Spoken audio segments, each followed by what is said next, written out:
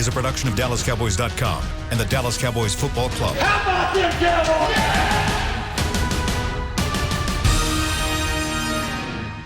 This is Talkin Cowboys. Streaming live from the Dallas Cowboys World Headquarters at the Star in Frisco. Handoff, Elliott plowing to the goal line. Barry, sacked by Lawrence. Prescott keeps it, and he bangs it in for the touchdown. And now your hosts, Isaiah Stanback, Heckma Harrison, Rob Phillips, and Kyle Yeomans.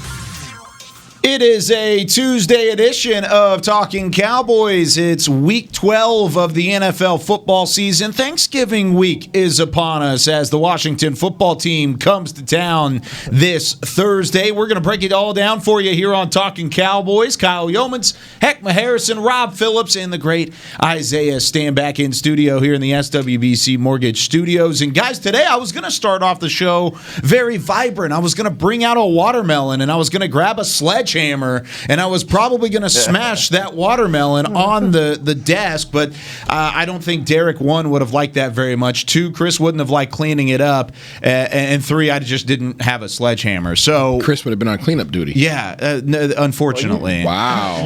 Chris just got in my ear. He said, you must be crazy thinking I was going to clean that up. No, I would absolutely have to clean that up. But, guys, we do have some serious news to take care of this morning to kind of get out of the way, and it's based off of some tweets that were out this morning. Want to say what we know at the moment, which is not a whole lot, to say the truth, but a tweet coming out this morning from Adam Schefter was the original tweet, and he said, Cowboys announced that they have canceled today's practice and Mike McCarthy's press conference due to a non-COVID medical emergency. And, of course, that does sound bad, and it's to the severity enough to where you cancel a practice in the middle of a short week, Rob. But what else do we know from a Cowboys standpoint on what's going on this morning and what the next steps are for the organization?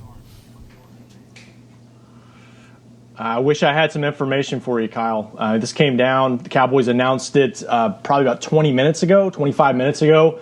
And what we know is just what you said, that this was supposed to be really their only practice of the week.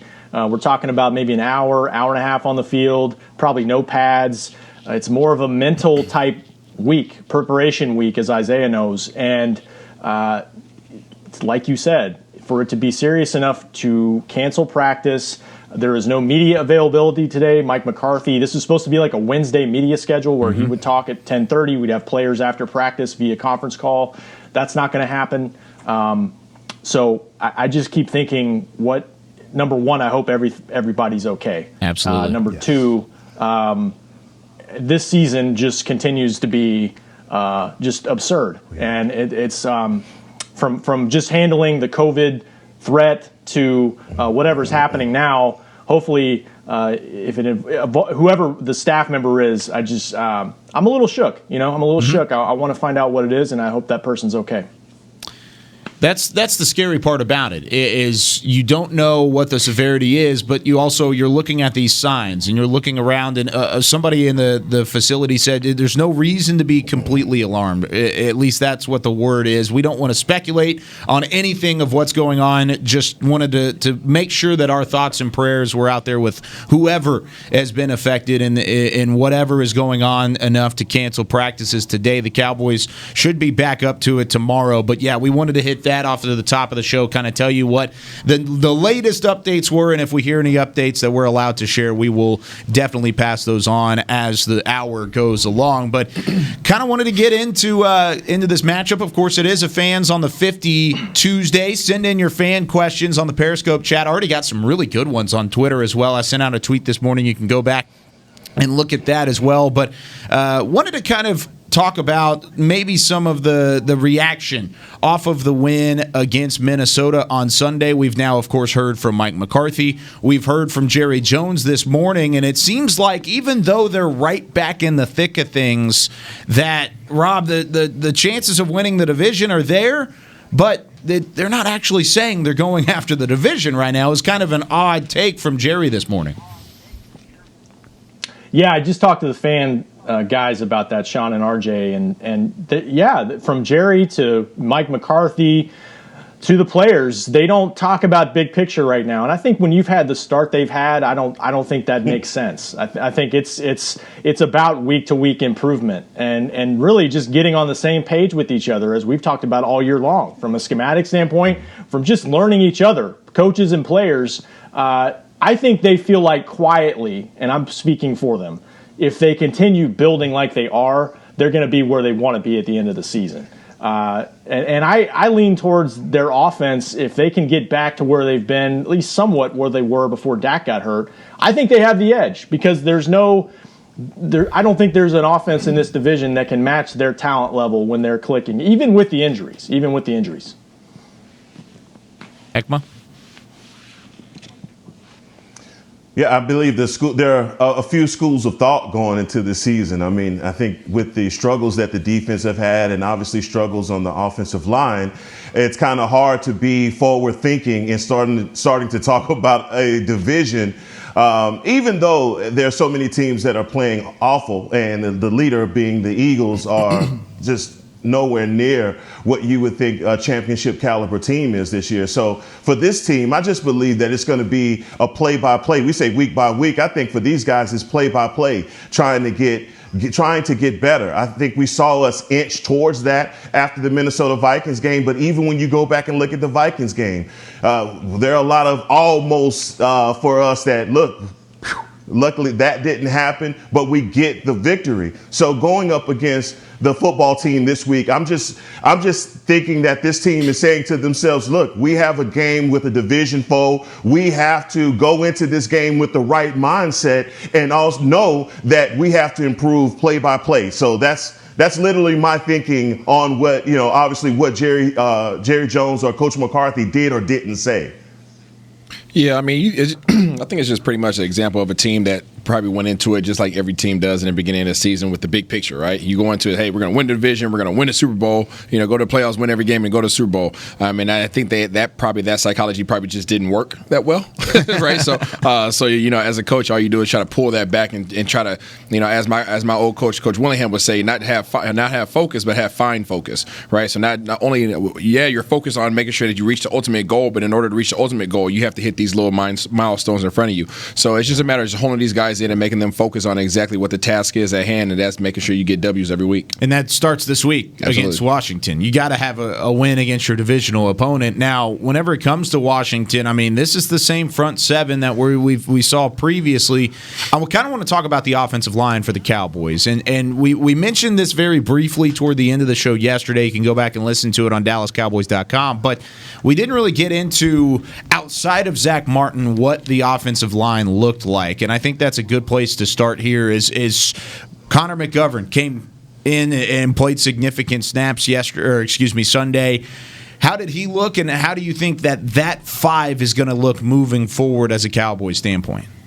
I think McGovern came in and played well. I think that Coach Philbin did a heck of a job, maneuvering some things on offensive line and put guys in positions to be successful. I think he has the best five guys out there, and ultimately that's what you want. And from there, it's just now it's just about continuity, right? It's about communication. It's about working in symmetry. It's like a dance. The offensive linemen, that's why you always see them together. They're always eating together. Shoot, half the time they're on the toilet together. You know what I'm saying? They just stall by stall, sharing squares underneath the stall. So these guys are in sync, and they just have to continue to build that relationship. Rob? I can't top that answer. No, I don't know how you even follow that up, honestly. That's a good way to do it. Yeah. No, I think McGovern played well. You go back and watch some of those plays. I think the Tony Pollard big run, that was some of his work. I thought they did. The game plan seemed like you get the ball out quick. There weren't a lot of long drops for Andy Dalton. He was able to hit a couple big plays that helped them with chunk plays and getting down the field in scoring position. But the biggest thing was the way they've continued to run block. And that is Zach Martin being the common denominator since he came back from the one-game absence with the concussion. I think it was against Washington. So what they're doing up front, just paving the way for the two backs, is that's something to really build off going forward. And that when you've got that, it doesn't matter who's playing quarterback. They're in pretty good shape to have some balance offensively.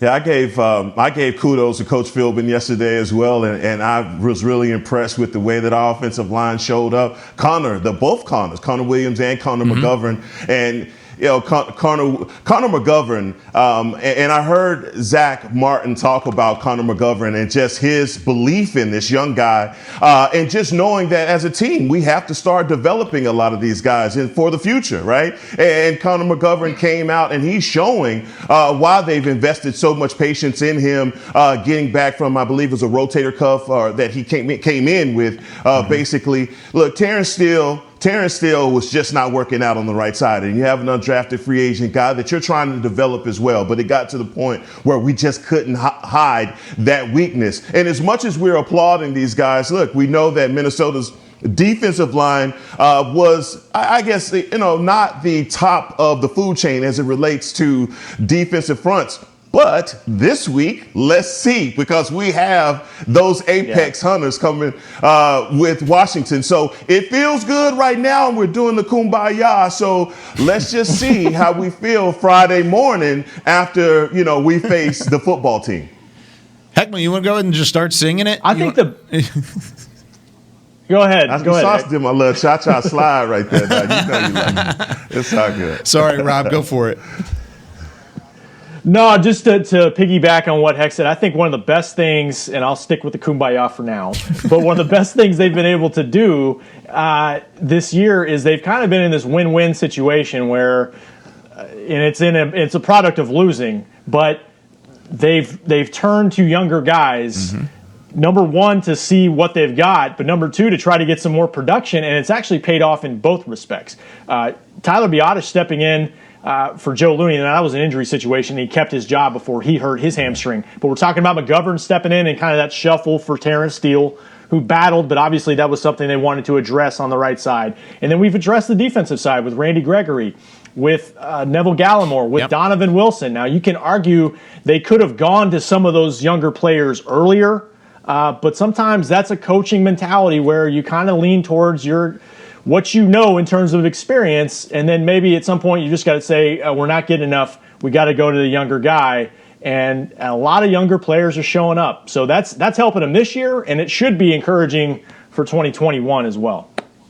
Is that something that we could anticipate happening next year as well? Because, I mean, like you said, you just rattled off names like Donovan Wilson, Neville Gallimore, even Connor McGovern coming up and playing, but there's still guys out there that you still want to see, and even though they haven't been in the game yet, doesn't mean that their production is going to be less. I mean, what about a Bradley and I? Or what about a Reggie Robinson? I think Reggie Robinson's probably the best case scenario. There it is. I want to throw it out there. We've said it all week long. I mean, I'll fist pump through the plexiglass because we need to see these guys play, and I want to make sure that things are on the table for them in terms of tape moving into 2021. But is that something that we could anticipate coming up over the next couple of games, even though they're right back in the thick of things in a divisional race?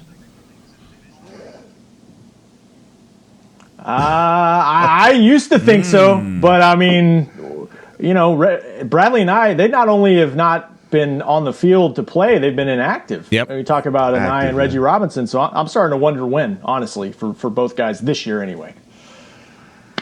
Kyle, you had to sneak that in there, didn't you? Oh, yeah. Bradley Anai. Oh, for sure. Right on time. Yep.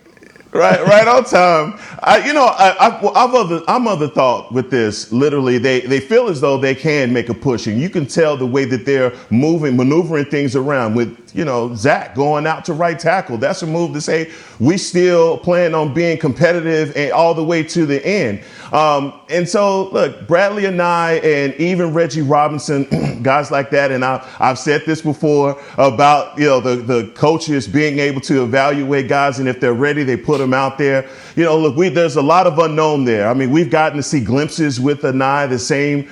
We haven't been able to see Reggie Robinson. So these are guys that probably are going to benefit greatly from getting reps in the offseason, in OTAs, things like that, in the preseason, to get them acclimated. Right now, I don't know. And maybe if it just turns to the point where this season is a lost cause, then obviously when you start seeing those guys come in, then there's your answer. Yeah, I think the closer you get to the end of the season, the less chance you're going to see these guys get on the field, unfortunately. Don't tell me that. I'm just telling you how it is. I mean, you're getting more competitive, right? The games matter more, and the guys have less experience. So it's just not the recipe that you typically go for unless you face an injury situation. So if these guys haven't touched the field much to this date, I don't really see that happening. They're pretty much on standby at this point. So you're telling me that Reggie Robinson can't do what Rashard Robinson did out there on Sunday? I wish I could answer that, but I haven't seen him practice not one time. That's fair. Rob, remember Heckman, we were on punishment. You guys weren't. Unfortunately, I know. Yeah, you were reading our notes, unfortunately, on that. But thanks, COVID. You can thank COVID for that one. But Rob, I mean, you saw Reggie Robinson. Could he do what Rashard Robinson did on Sunday? Well, I mean, he switched positions, and I guess they're committed to keeping him at safety, even though he's a corner primarily at Tulsa. Rashard Robinson is new to this team, but he's played games in the league. I think he's been around for 4 or so years. So he's more of a vet that just happens to be on the practice squad. To Isaiah's point, Mike McCarthy has talked to us repeatedly since training camp about you need to play your young players early because you're going to need them down the stretch. So this is in line with his philosophy, especially if you're not getting production at certain positions. Play young guys early, get them more experience, and then they can really help you play your best ball into November and December and hopefully January. But yeah, if you're a young guy that really hadn't played by December, I have a hard time thinking they're going to put him out there in critical situations because we all know this division race is going to come down to whatever the last game is, January 2nd, whatever it is. It's going to come down to that game, I promise you. Mm-hmm. Heckma? No, I believe that. And I've always, like I said, I've been of the mind state with our young guys because we haven't had an off season. The development of a lot of these guys, I think, has been stymied because of it. And so Reggie Robinson is just a victim of that, but he's obviously inactive, but he's on the roster. So, look, as much as we want to see these guys right now, what we need to be focused on is getting some get back on Thursday because we owe this team. We owe the Washington football team for what they did to us when we got up there to D.C. We got to get some get back. James Brown has the best song for this, and it's the big payback. It's time to start talking about the big payback because we got to get some of it. Revenge. Oh, Heckma, you always look ahead on the rundown. Why do you always? It's a cage match. You always. It's a cage match. Always look down the rundown. Yes. Sounds so hurt. We're going to talk about this game, but there's fans on the 50 that we've got to get to first. So there's plenty to talk about whenever. All right. No, but you're right. I mean, all jokes aside, honestly, that was an embarrassment. 25-3 on the road. That was where you said, "Oh, okay, listen, we've got to turn this ship around because if we don't turn it around, then things aren't necessarily going to happen." So I think overall, you said ship, right? Yeah, with a P. I thought you were going somewhere else. No. It was with a P. Don't worry. Whoa, it was ship. I don't pop my peas. I don't pop my peas into my microphone very often, but I will. I will do that if I have to. While that's being said, whether you're listening to music or hearing that I definitely said the word ship, Bose Quiet Comfort earbuds let you experience audio in a whole new way. Bose Quiet Comfort earbuds are the official earbuds of the Dallas Cowboys. They definitely, if you're listening on the Bose, you definitely heard it. Anyways, let's go ahead and go to break. The Bose, man. I'm glad you listened with the Bose because you heard the P. You heard the P in there. It's crisp. Let's go ahead and go to break. When we come back on Talkin Cowboys, we'll answer some Cowboys questions on Fans on the 50 when we return right after this. There's nothing as unique as our eyes, which is why Essilor pioneers ways to make lenses as unique as you. Verilux for super sharp vision, Essential Blue for protection, and Crizal for freedom from glare. 3 cutting-edge solutions in a single unique lens. So whatever your needs, insist on Essilor. Visit your local Essilor experts and find the perfect lens for you. See more, do more, Essilor. Since 1865, Stetson hats are American-made with pride right here in Texas. And Stetson is proud to be on the field with America's team. Want to show your Texas and team pride too? You can. By purchasing your own Stetson, you can look just like how the flag guys do on field at every home game. Stetson hats, the official crown of all self-respecting Cowboys, and your favorite football team. Get yours today at shop.dallascowboys.com or at stetson.com. I'm Jay Novacek, former tight end for the Dallas Cowboys. Back in the day, I was the guy who always got the tough yards, and that's why I run with John Deere today. In fact, I have a John Deere 3025E tractor that can handle any yard work I need to do, even the tough yards way out back. So if you have 1 acre or 1,000, John Deere has the equipment that's just right for you. Visit a John Deere dealer today and run with us. We are the official tractor provider of your Dallas Cowboys. Dear, it's 1908. Don't you think we should get electricity? And stop using candles to see at night. It's just electricity lights up the room fast. It's more reliable than candles blowing out, and people seem to love it nationwide. Well, candles are... Dear, did you just run into the wall? Nope. May I have a new candle, please? Historically, switching to new technology is a no-brainer. Today, it's AT&T 5G. Fast, reliable, secure, and nationwide. Switch to AT&T 5G. It's not complicated. 5G requires compatible plan. May not be in your area. See att.com/5G for you for details. Back to Talkin Cowboys. Lots of fun in the middle of the break. Yeah, Heckma is just torn up right now by what was just said in the middle of the break, but we can't say that, unfortunately, at this point. But with that being said, welcome back to Talkin Cowboys. Kyle Yeomans, Isaiah Stanback in studio, as always, joined by Rob Phillips and the great Heckma Harrison. And guys, it's a Tuesday. It's a little bit past 9:50. We went long on that first segment, but you know what this means. It's time for some fans on the 50. Fans on the 50. As always, Mr. Chris Beam spinning the tracks in the back, doing work. Anyways, let's start things with Jason. Yeah, Chris. Jason Anderson. Could Jalen Smith's struggle be due to the fact that he's now playing the Will instead of the Mike linebacker position? No. You don't think so, Isaiah? No. I think Jalen Smith's biggest thing he needs to work on this offseason is, his ability to run to the ball is his strength. His strength is he wants to run to the ball, he wants to be free, and he wants to come downhill, he wants to be physical. Yeah. That's Jalen Smith's trait, right? The thing he has to improve upon is coverage skills, right? So isolation with tight ends and his ability to get off blocks. He gets consumed with offensive linemen, and it's not an easy task by any means. So don't let me throw him under the bus in that regard. But at that position, when you're playing and getting paid like he's getting paid, you have to be able to get off blocks. You have to find a way. Those guys are paid a lot of money to go up there and bear hug you and not let you off blocks. So your job is to make sure you fire off in their chest and shed the block and try to find a way to make a play. It's not easy. That's why there's not a lot of guys that can do it. But he has to try to figure that out. Heckma? My belief at the beginning of the season when they said that they were moving Jalen to Will is that, that was exciting for me because I felt like he would be able to play a lot more free. He'd be coming on a lot more blitzes. And based off of his stats from last year, he, had a lot of quarterback pressures every time we sent him on a blitz. So right now we're just seeing a guy that sometimes looks like he's in space and it doesn't look good, especially when he has a tackle coming down on him or just, taking a bad angle or just getting lost in coverage.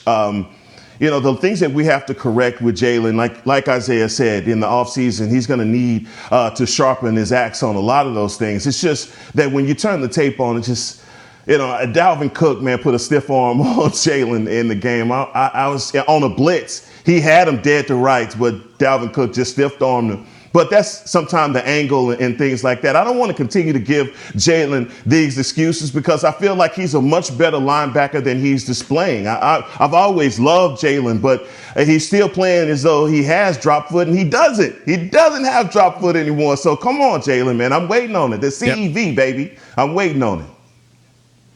Yeah, I don't know if you can really say it's this drastic change in position because you talk to guys on defense, talk to Leighton, he said before the season, look, there's not a lot of difference in terms of Will and Mike in this defense. Sometimes we're lined up pretty close to each other.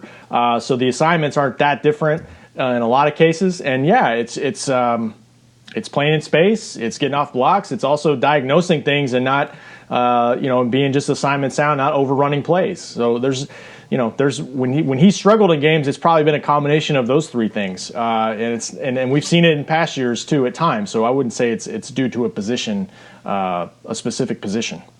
Yeah, there were times where and I said this yesterday, but there were times when he just kind of looked lost, and I don't know if that's something that goes away from moving to the mic. I just don't know if that's something that it puts him in that big of a position. There are a couple times where you could kind of look at it and see that maybe he was uncomfortable, but I don't know if that gets comfortable whenever he switches positions, right? No, the position has nothing to do with it. The thing is, he's an instinctive player. He wants to have one read and go. Yeah. Right. He just wants to play. He just wants to go fast, and he doesn't want to think too much. Which is good from time to time. Which is good from time to time. However, when teams know that that's your instinct, then they're going to cause confusion. So that's why we see misdirection. That's why we see a lot of motions in the opposite direction. That's why we see a lot of these things to cause that hesitation, because that hesitation in him, what you reiterated it as confusion, and he always looks confused, is that is them giving themselves the ability to get up on that next level and get blocks, right? That's allowing their linemen to work up to that second level, get their hands on him, or give that split second where they can then outflank him and out leverage him. It's causing that confusion for him because he instinctively knows I can't go because they're going to try to fool me. So he's playing a chess game with himself, and unfortunately he's lost on a lot of them. He's losing some of those. He's losing battles. That one. Yeah, he is, and that's right. Isaiah, the misdirection is causing problems because he is a read and react guy. And I said this last week about having something to compare him to when you look around the league at other linebackers. I just feel like Mike Nolan has put Jalen this year in the best place to succeed. They've even drawn up plays where you saw Jalen with his hand in the ground coming off the edge. So, I mean, he's getting the reps. He's getting every opportunity he can to make plays. It's just, can he make them or will he make them? And those blitz situations are exactly what you defined it as. It's just read and go. It's get after the quarterback. So those situations, I think he really adds something in terms of just adding that as a layer in your third down package. And also, not to mention, I know this wasn't a part of Jason's question, and it is related, but my goodness, Leighton Vander Esch, going back and watching some of those hits and the way that he plugged gaps on the all-22, that was 2018 Leighton Vander Esch that's what we've been waiting on from him. And I know, Heckma, you brought it up yesterday because you were super impressed by what he did. But, man, having him step up and stonewall a Dalvin Cook was something that was extremely encouraging to watch, especially after what he's dealt with over the last couple of years. Yeah. We've always said it, man. Leighton Vander Esch is one of the best off-ball linebackers in the league. I mean, he's amongst them. Yeah. And him and Jalen in 2018 were phenomenal.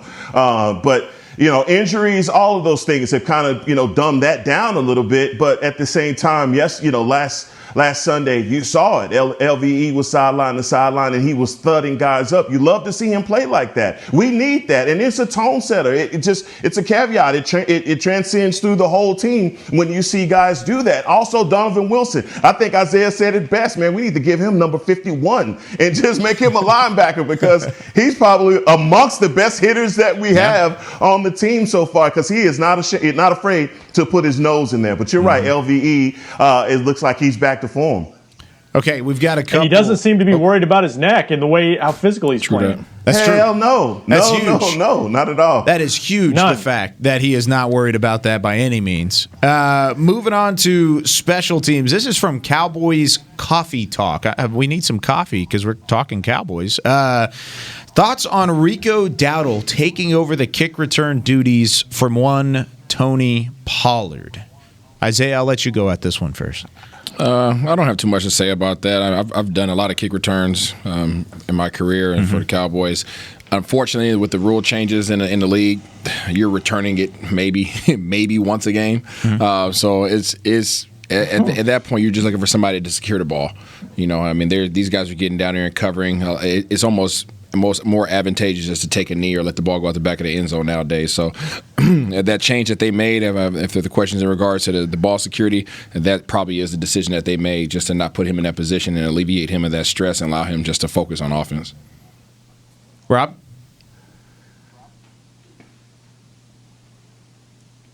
We might have lost Rob. Heckma.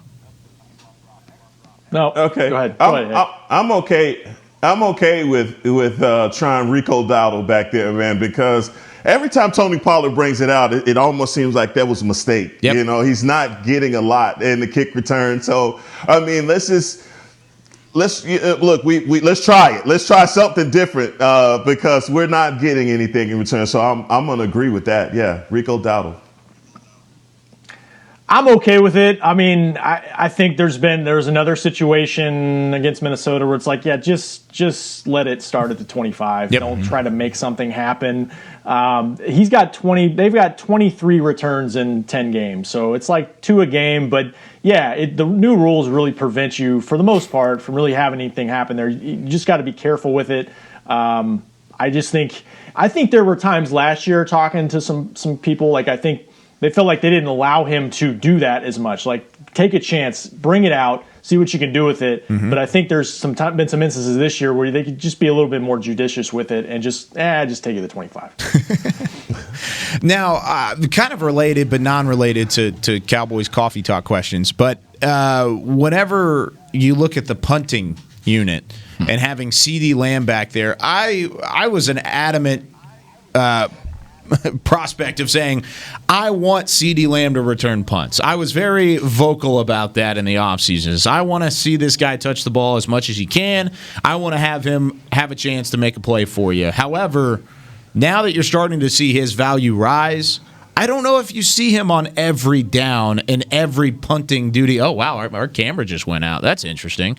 I've never seen that happen before. Anyways, It's just me and you. It's just Robin. Rob. Yeah, it's just Robin. Hey, look, there we go. We got a camera here. I have never seen that happen before. I used to run the podcast, and that's never happened. Anyways, that is nuts. Chris is going to body slam. He was quick. 2020 is fantastic. Oh, yeah. He was quick with the trigger. Chris was like, oh, my goodness, and he figured it out. Anyways, back to the question. Should CeeDee Lamb return every single punt, or really just kind of give him the opportunities whenever it's valuable for him to potentially try and make a play, but instead let's throw Cedric Wilson back there in deep yardage situations? You know me, I'm not a fan of CD being back there. I just don't. The risk versus reward is just not there for me. I think he's too important on the offensive side of the ball. Maybe when things weren't going so well a couple weeks back, I think it was okay to have him back there to try to spark something, because what else did you have to lose? But now at this point, it seems like we're getting some form of stability, and I just don't think it's worth the risk of him taking a shot on a knee or whatever it may be. I mean, losing him. I know we have some guys behind him, in depth chart wise, that have come in and do a really good job. In Turner Brown and was it Wilson? Wilson. Those guys both came in and done a really good job, but it's not there. The risk is just not worth it. Now, if it's a close game and you're looking for a big splash, then yeah, throw him back there. But in terms of every down, no. Who wants it first? And I don't think. Go ahead, Heck. Well, go ahead, Rob. You got it. I got it. Who got it? You got it. Heck, go. Okay, so CeeDee Lamb. I've always thought that scared money don't make money, and CeeDee Lamb is a playmaker, and he's a guy that can. All it takes is one. He's been in some situations where, hey, a guy hitting him close to the sideline, and you're like, oh, I don't like to see that, but I want to see him break one. We've had some opportunities where the offense was backed up, and maybe if CeeDee, could break out 15, 20 yards and put us in more favorable field position, then it's worth it. But I hadn't seen him back there for every punt. So they've been alternating guys. But I think once we have the field position says that, look, put CD back there and let's see how it goes, I'm all for it. I mean, he's a young guy and he's a playmaker, and he's special. And, we got to let our special guys do what they do. And so it's not that I'm as much for it as I was at the beginning of the season. I just don't not want to see them go away from it. Yeah, I want him healthy. I want to see more of those one-handed catches. So, and maybe it's because I'm just conditioned to, when Dez was here, they didn't let Dez do it. Yeah. And they've always kind of had the safe return guy. They've had, it was PC Patrick Creighton back in the day. It was Cole Beasley. And I like that setup where if there's some open space for him to operate, then fine. Otherwise, just leave it to somebody else. No, I don't blame you for that. All it takes is one. Yep.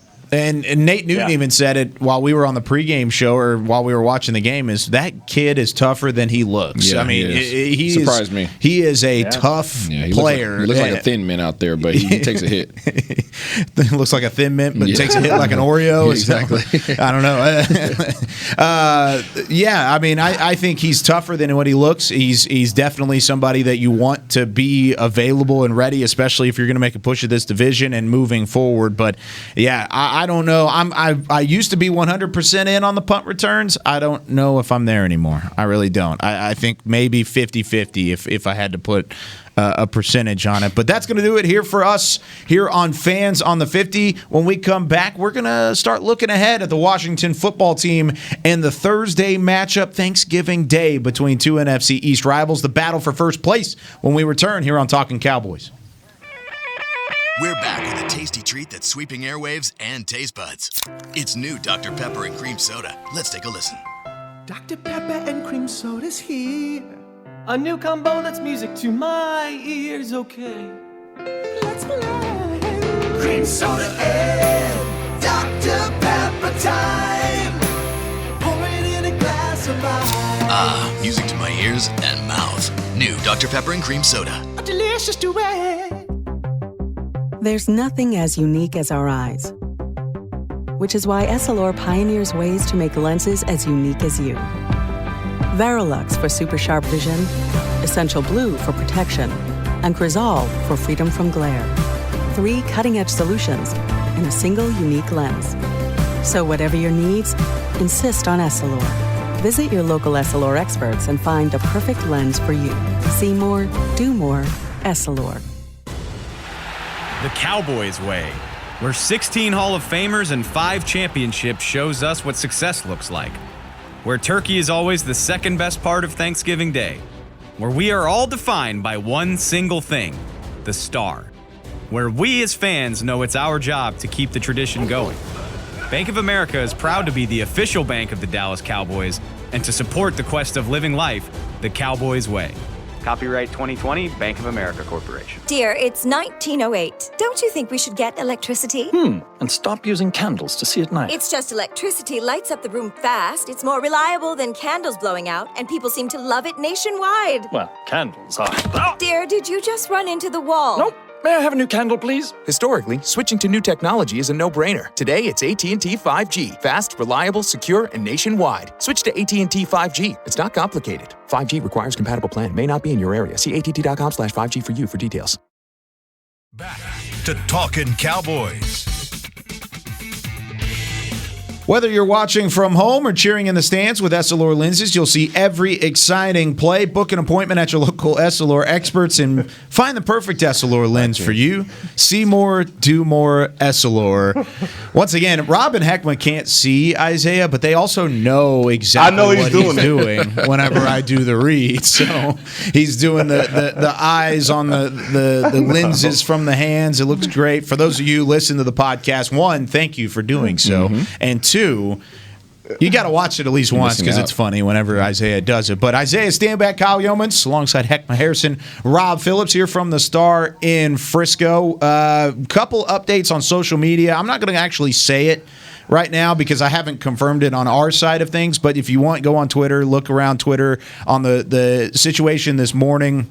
No further information and no specifics are out at the moment in terms of what happened here at the Stars if you're just now joining us. But thoughts and prayers for those who are affected in the building and around this coaching staff as well. But wanted to at least let you know we have addressed it. If you want to go back and listen to us in the first segment, you can definitely do so. We did hit it right up at the top. We do not have as much information at the moment. But with that being said, there is a game to look forward to on Thursday, and it's a big one at that. Winner is in first place in the NFC East. Tomorrow we'll say it with our chest on Wednesday instead of with Friday. We do not have a podcast Thursday or Friday, but we've got Wednesday to say it with our chest, and we'll give our predictions tomorrow. But today, get to preview this one a little bit. And the Cowboys defense going up against this Washington offense, and really the defense continues to give up yardage, but they're not giving up those key plays. They're avoiding the big play. We've seen that the last couple of weeks, and it ultimately ended up in a win whenever they played Minnesota. But Isaiah, whenever you're looking at this defense going up against an offense that's now being led by Alex Smith, what do you think the advantage is for the Cowboys here? The advantage for the Cowboys right now is that you don't want to wish ill on no man, but they hope that some of these guys that are questionable on Washington's roster right now, you hope that they just want to take the week off a little bit. Maybe the week is just too short, and that comes in the form of Antonio Gibson, Terry McLaurin, and Dontrell Inman. Those guys are all questionable right now going into this week's game. So if those guys don't play, that's a huge advantage. Well, Gibson and McLaurin were their top rusher last week in the win against Cincy, and McLaurin was their top receiver in the win against Cincy. So those are huge. That would be huge. And they both torched us last time we played them. Yes, they did. Yeah, Gibson went for over 100, McLaurin went for over 100, I believe. So if those guys aren't playing, obviously the game's big time change there. But if they are playing, even still, we got to take care of business, man. And Alex Smith is playing well. I don't think anybody expected him to come in and play well. I mean, I think people are probably making comparisons between him and Andy Dalton right now in terms of backup production. And it's probably a fair comparison, but those guys are playing well. We have to continue to play smart, safe defense. I think last week we took a little bit of a step forward, but again, we still got torched. We can't allow for those big plays to happen. And that's how Washington killed us last time. Rob? Yeah, I mean the Cowboys couldn't stop the run against Gibson in that game, and when Washington has been successful, they've been able to run the football. The last game against Cincinnati, I think they had 167 yards rushing. Alex Smith didn't have to put it all on his shoulders, and I do think there's a comparison with Andy Dalton, because that's exactly what the Cowboys want to do with their offense, is take some of the pressure off of their backup quarterback and not have him throw. I think these last couple games with Alex Smith, I mean, he threw 55 times. And just that's too much. That's too much. Yep. So I think they've still leaked some big plays. Now they've leaked some big plays against Minnesota, but they've seemed to shore up some things up front with the run game. And I think if they can limit some of that, then they'll be okay. Yeah, I know a lot of those guys have question marks next to their names, but I want to see all of them. And I believe that this defense wants to see them as well. Antonio Gibson, man, we owe him. I mean, he gashed us for 128 yards. Scott Turner, I was about to say North Turner. Scott Turner made us look bad, man. And he was dialing it up. And Terry McLaurin, I mean, he won't have to go up against Diggs because Diggs is out. But remember, he turned the McLaurin into a McLaren on us when we played against him. So that's just another part of what Washington did to us. And I think with the quarterback change, and also, man, we got to say about Alex Smith, man, he may be comeback player of the year if he's able to get through this season. Especially with what he had to go through to get back on the field. But I think with those limitations that he has, the Cowboys defensive front have got to be really happy about getting pressure on this, because the offensive line for the Washington football team is not very good. And so we just have to turn on the heat, and whatever we've fixed on our defense, man, we have to put it on full display on Thursday. We owe them. Hey, I'm glad you didn't say your license plate, because you're not supposed to tell everybody what type of car you drive, man. I wouldn't tell everybody. Yeah, that McLaurin that you've got parked out front. Boy, y'all never gonna find me if you're looking for a McLaren, man. I'm telling you. Now, I do want to say, you said their offensive line is not very good, and that still might be the case, but they're much improved since the first time they've played. When we were going into, and I wrote about this yesterday on Big Picture, but the last time the Cowboys and Washington played, they had allowed 24 sacks in the 6 games prior. Since then, they've allowed just 8 sacks, including no pressures last week against, not no pressures, but they were basically allowing Alex Smith to have more time to throw the football. I think Cincinnati might have had a sack in that game, but I'm not 100% sure. But the fact that they are much improved and they're starting to find a rhythm offensively, does that scare you a little bit whenever it comes to this defensive front for the Cowboys? No. It doesn't scare me. Okay. Not at all. I think that they have to do that because of the change at quarterback. They don't want to see Alex Smith get hit. So True. max protect galore. I mean, and even when you look at Alex Smith's numbers versus Cincinnati, Rob said it. He didn't do that much. I think he had like 113 yards or so in that game. And it was all because of what he was able to do with the running game. So, look, let's just concentrate on making sure that we unleash Tank Lawrence. This is a game. This is that get-back game. Tank has to be on point. Gregory has to be on point. All of our rushers and guys that can apply that pressure, because Alex Smith does not want to get hit. We got to touch him. It's true, but I feel like offensively for them, this is the toughest matchup the Cowboys could have asked for in terms of quarterback. I mean, I know Kyle Allen did pretty well in that game, but Dwayne Haskins is a young player. Smith, I don't know if they were ready or expecting to play him this year, but he's got by far the most experience. It's a lot like the Dalton situation, that they're going with experience and saying this, he can kind of calm things down for us and just make the right plays. So but it will come down to how much pressure they get on him for sure.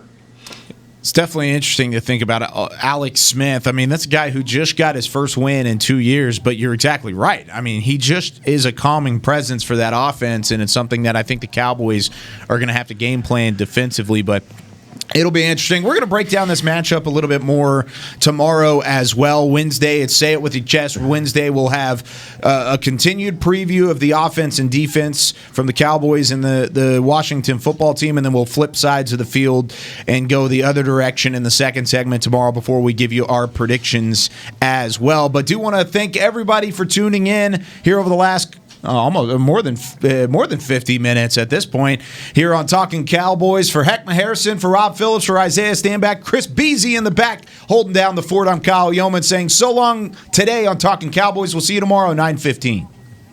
This has been a production of DallasCowboys.com and the Dallas Cowboys Football Club. How about them Cowboys?